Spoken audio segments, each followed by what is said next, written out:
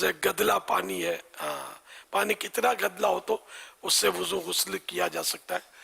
تو یہ کہ گدلا پانی جو ہے، اب اس میں یہ مسئلہ ہے کہ جو پانی جس سے وضو ہوتا ہے نا وہ پانی ہو، اگر اس کا نام کچھ اور ہو گیا پانی کے بدلے تو اس سے وضو نہیں ہوگا. اس کی مثال بحر شریعت نے دی ہے کہ دودھ اور پانی مکس ہو گیا، دودھ سے تو وضو نہیں ہوتا لیکن پانی مکس ہو گیا. تو اب یہ کہ پانی اتنا مکس ہوا کہ اب یہ کہ وہ پتلا ہو گیا جیسے، تو اب اس کا نام چھاچھ ہو گیا. پانی اور دودھ مکس کر کے جو اب لکویڈ ہے یہ چھاچھ کہلاتا ہے. تو چھاچھ سے بھی وضو نہیں ہوتا. تو ابھی تھوڑا بہت گدلا پانی بعض اوقات ہوتا ہے، مٹی ملی ہوتی ہے اس میں، تو اس سے وضو ہو جائے گا جبکہ اس کا نام پانی ہے. گدلا پانی کا نا. صلو علی الحبیب صلی اللہ علی محمد. تو جب وضو ہو جائے گا تو غسل بھی ہو جائے گا. واٹر بورن ڈیزیز کو مزید بڑھنے سے کیسے روکا جائے؟ یہ شاید وہ بیماریاں، ہاں جو یہ ہوگی کوئی ہڈی کی بیماری، بون تو ہڈی سے مراد ہوا کہ ہو سکتا ہے کہ اس میں جو پوری جو رپورٹ چلی تھی کہ اگر صحت کے مطابق پانی نہ ہو تو اس کے پینے سے اس طرح کا شاید انہوں نے بیان کیا تھا کہ مرض پیدا ہو جاتا ہے. پانی میں جراثیم تو طرح طرح کے ہوتے ہیں، تو یہ پانی پینے سے بیماریاں پیدا ہونا سمجھ میں تو آتا ہے.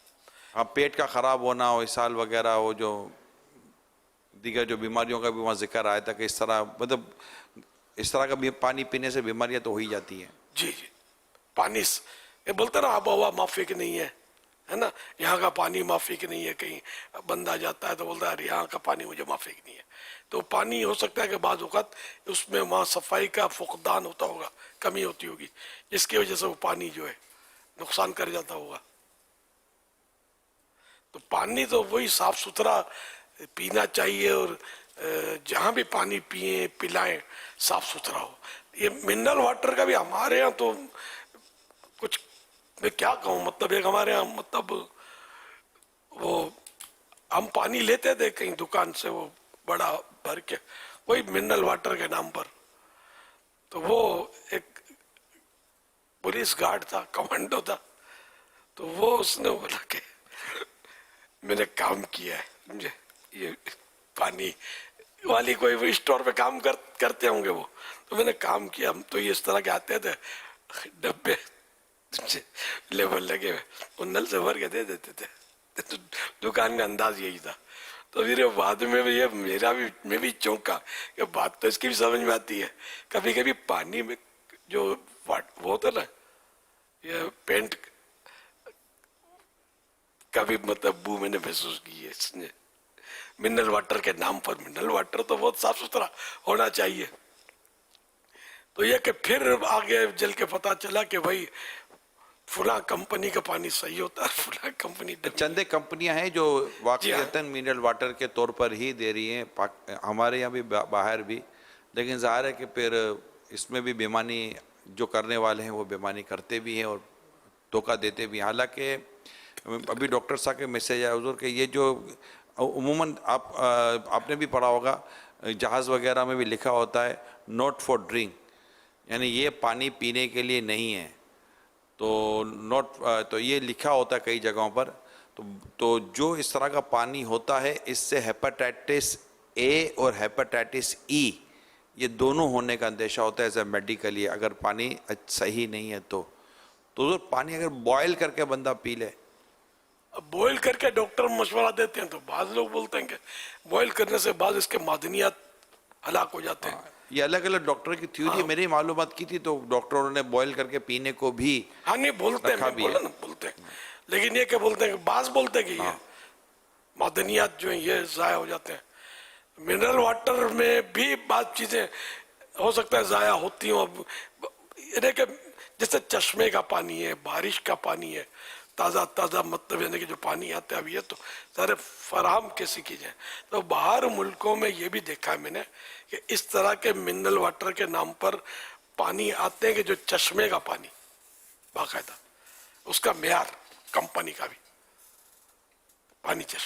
جس کا نام بھی رکھتے ہیں. ہاں حیرت انگیز ہے، ایسا بھی پانی دیتے ہیں، پیسہ پھینک تماشا دیکھ. آب زمزم پینے کے جو اویلیبل ہیں پانی دنیا میں، ان میں سب سے افضل پانی ہے، سب سے بہترین پانی آب زمزم. تو یہ کہ ظاہر ہے کہ یہ بھی اویلیبل نہیں ہے یہاں، تو دنیا میں ہر جگہ تو نہیں مل سکتا نا، وہ تو بکتا ہی نہیں ہے نا. اب جو حج پر جائے، ہم تو جب مکہ مکرمہ کی حاضری سے مشرف ہوتے تھے حج پر وغیرہ، تو یہ میں تو یہی ذہن دیتا تھا کہ یار بھر کے یار لایا کرو، بھرنے کا وہاں بھرنا ممکن ہوتا ہے، تو ہوتا تھا. اب آج کل پتہ نہیں کیا صورت ہے، اب بھی ہاں بڑھ سکتے نا. تو یہ ہم یار اب دنیا میں یہ نعمت کہاں ملے گی. تو میں تو پانی ساتھ رکھتا تھا اپنے کہ آب زمزم ہر وقت آب زمزم ہی پینا ہے، وہاں اویلیبل ہے، یہاں نہیں ہو سکتا. تو دنیا کا سب سے بہترین پانی، اس سے بھی بہترین پانی بھی ہے، اس کا بھی وجود، لیکن اب یہ کہ وہ وجود تھا کہیں گے نا. سب سے افضل پانی جو ہے یہ پیارے پیارے آقا صلی اللہ علیہ وسلم کی پیاری پیاری انگلیوں سے چشمے جو بہے ہیں، چند بار یہ معجزہ ظاہر ہوا ہے. یہ پانی کائنات کا سب سے افضل پانی ہے. آب زمزم سے بھی یہ سمجھ میں بھی آتا ہے کہ آب زمزم حضرت اسماعیل علیہ السلام کی ٹھوکر سے نکلا ہے، زمزم کا چشمہ بہا، اور یہ پیارے آقا صلی اللہ علیہ وسلم کی انگلیوں سے چشمہ بہا ہے، تو اس کی تو الگ ہی شان ہے. انگلیاں ہیں فیض پر ٹوٹے ہیں پیاس سے جھوم کر، ندیاں پنجاب رحمت کی ہیں جاری واہ واہ. پنجاب رحمت، یہ پنجابی خوش ہو رہے ہوں گے، یہ آپ کا پنجاب مراد نہیں ہے بھائی، پنج آب. تو پنجاب جو ہے نا، یہ ہمارا صوبہ جو ہے پاکستان کا، تو یہ بھی پنج آب ہے اصل، تو پنجاب. اب جب بعض لوگوں نے اسلام آباد، حیدر آباد، تو یہ تھوڑا تکلف کر رہے، ایسا نہیں ہے، حیدر آباد بولو، مد بولنے کی ضرورت نہیں ہے، اسلام آباد بولنے کی ضرورت نہیں ہے، اسلام آباد صحیح تلفظ بھی ہے، اسلام آباد. سمجھے کہ یہ عربی قواعد کا نہیں ہے کہ عربی میں حمزہ کو وہ اپنے مد کو ظاہر تو کیا کرنا ہے، مد کو قاریوں کے مقررہ وہ جو قواعد ہے اس کے مطابق کھینچنا بھی ہے، لیکن اردو میں اس طرح نہیں ہے یہاں، ٹھیک ہے نا. تو وہ پنجاب کو بھی پنج آب بولنا چاہیے. پھر لوگ سبق سکھائیں گے ہم کو کہ یہ کیا ہو، یہ پنجاب کون سا صوبہ ہے، پنج آب، تو یہ پنجاب. تو پنجاب میں جو یہ آب، وہ 5 ندیاں مشہور ہیں پنجاب کی، راوی، ستلج وغیرہ، تو یہ 5 ندیوں کی وجہ سے پنج آب، پھر اس کو پنجاب. اچھا ندی نہیں کہیں گے، دریا کہیں گے. اچھا تو ندی کیا ہوتی ہے جی؟ اچھا وہ ندی بولتے ہیں، تو اس میں پہاڑوں کا پانی نہیں ہوتا.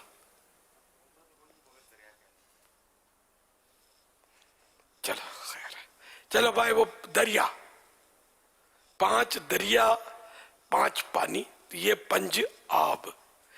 تو پیارے آقا صلی اللہ علیہ وسلم کی مبارک 5 انگلیوں سے یہ پانی بہا، یہ پنج آب یہاں مراد ہے، 5 پانی، پنجاب. ندیاں پنجاب رحمت کی ہیں جاری واہ واہ.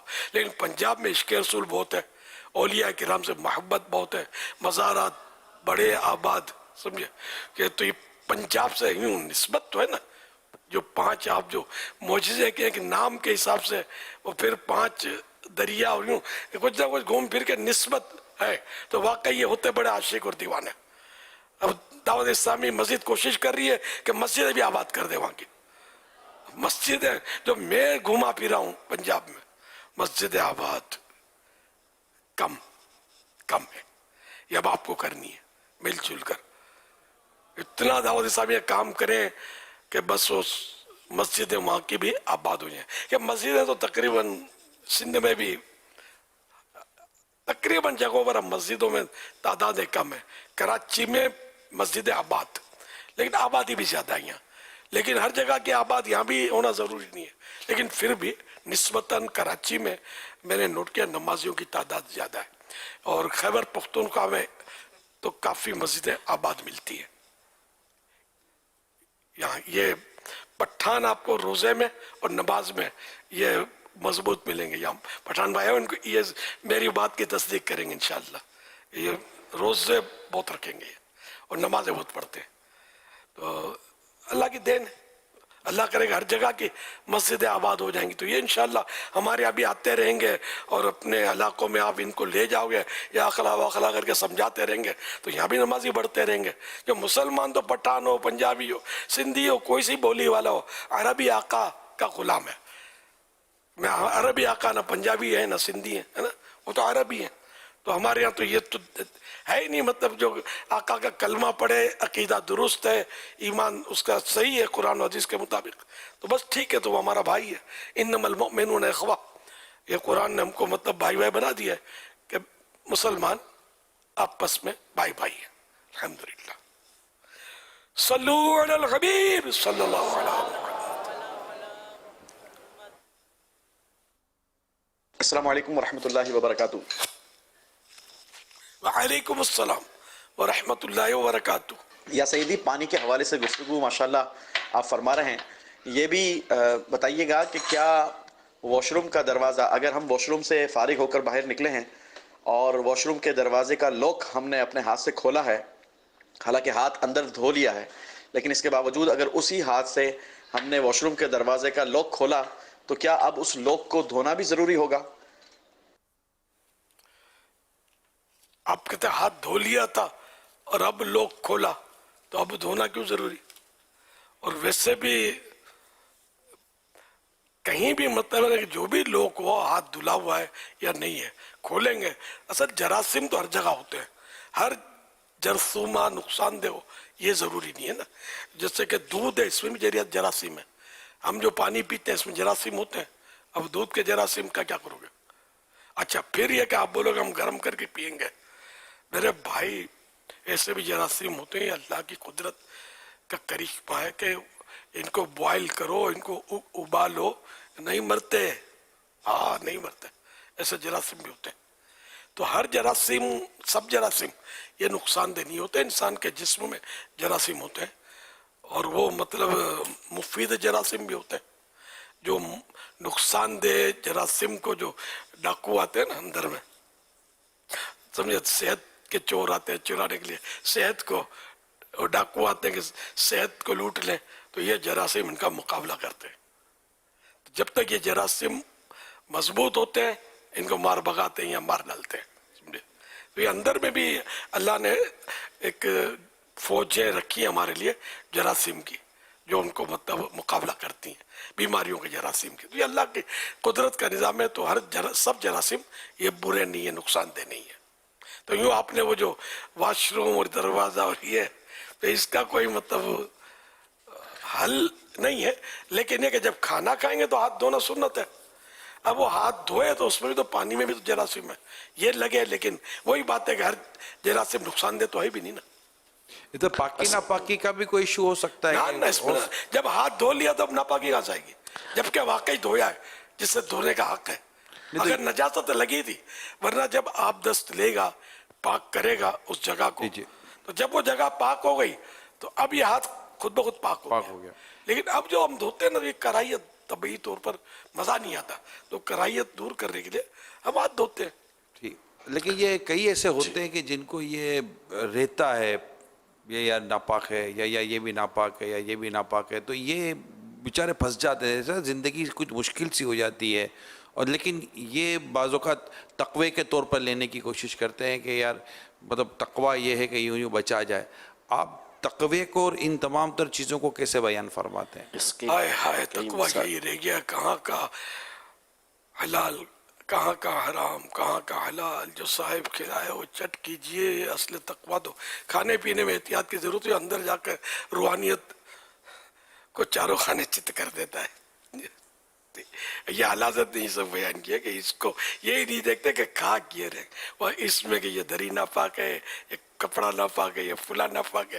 تو یہ ایسوں کو جو بلا وجہ یہ وہمات کرتے ہیں نا، ایسوں کے لیے تقوی جو ہے نا، ان کو تقوی کا حیضہ حضرت نے لکھا ہے کہ تقوی کا حیضہ ہو جاتا ہے بعضوں کو. تو اصل تقوی ہو جو بھی ہو یہ بغیر علم کے نہیں آتا. ایسوں کے پاس چونکہ علم نہیں ہوتا تو اس لیے وہ اپنی مرضی سے شیطان جیسا بولتا ہے، اور ان کو یہ بھی نہیں پتا ہوتا کہ یہ شیطان کے بولنے پر میں اوکے کر رہا ہوں، یہ تقوی ہے اور یہ میں سمجھتا ہوں یہ تقوی ہے اور یہ نہیں ہونا چاہیے، وہ نہیں ہونا چاہیے. تو یہ بہرحال ایسا ہے نہیں. لیکن تقوی جو کرتے ہیں جن کو علم ہوتا ہے وہ تقوی درست ہوتا ہے، وہمات نہیں ہوتا. بعض اوقات تو ان کی کنڈیشن یہ وہم کی ایسی ہوتی ہے، وہم جو آئے ہوئے ہوتے ہیں کہ پورے گھر ان کے مطابق ناپاک ہو چکا ہوتا ہے، اور ٹنکیاں پوری جو ہے نا وہ نل سے وضو کرنے کی وجہ سے مستعمل ہو چکی ہوتی ہیں.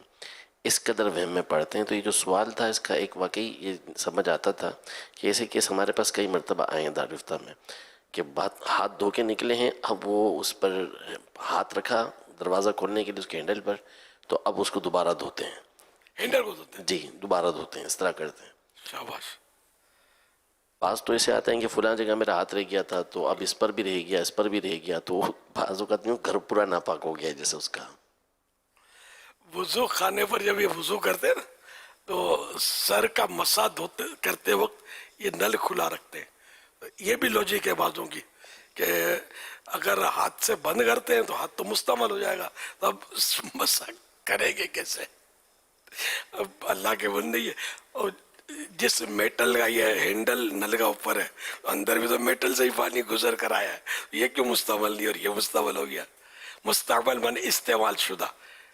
تو مستعمل پانی ہونے کے اور مطلب مسائل ہیں، اور مسے کے قابل ہاتھ اس وقت نہیں رہیں گے کہ جب کہ ایک جگہ کا مسا کر لیا. سپوز کرو کہ سر کا کر لیا، اب پاؤں پر کوئی زخم ہے، پٹی بندھی ہوئی ہے یا کہیں پٹی اس پر مسا کر رہا ہے، تو ایک جگہ مسا کر لیا نا تو اب یہ مستعمل ہو گیا. اب دوسری جگہ اس سے مسا نہیں ہو سکے گا، اب نئے سرے سے اس کو ترک کرنا پڑے گا. تو یہ ہے مسئلہ. تو ان کو چونکہ علم نہیں ہوتا نا تو یہ بیچارے وہ نل کو بھی سمجھتے ہوں گے کہ یہ مستعمل، اس لیے وہ یعنی کہ وہ تقویٰ کرنے جاتے ہیں اور فتویٰ ان پر لگ رہا ہوتا ہے، پانی ضائع کر رہے ہوتے ہیں، جو کہ حرام ہے پانی ضائع کرنا. نل کھلا ہوا ہے تو یہ مسا کرتے ہو نل بھاری تعداد میں لوگ کھلا رکھتے ہیں.